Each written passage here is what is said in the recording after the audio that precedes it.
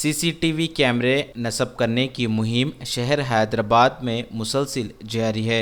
पुराने शहर के इलाके चंद्रनगुट्टा पुलिस ने बारकस के दुकानदारों के साथ एक मीटिंग मुनक्किद की। बारकस प्लेग्राउंड में पुलिस ने सीसीटीवी के मुताल्लिक शऊर बेदार किया और जोर दिया कि जल्द अज जल्द सीसीटीवी कैमरे नस्ब कर लें ताकि जराइम में कमी वाक़ई हो सके। बारकस के दुकानदारों ने पुलिस को तयक़ुन दिया कि बहुत जल्द सीसीटीवी कैमरे नस्ब कर लिए जाएंगे। इस मौके पर चंद्रनगुट्टा पुलिस के circle inspector Prakash Reddy, additional inspector, sub inspector भी मौजूद थे। अभी 26 सीसी कैमरास लगाया, 5 इधर बालापुर से, ये केशवगिरी से उधर नलवागू का, 13 cameras from Bandlaguda cross road to ये रोमानिया होटल 200 मीटर्स बाजू में।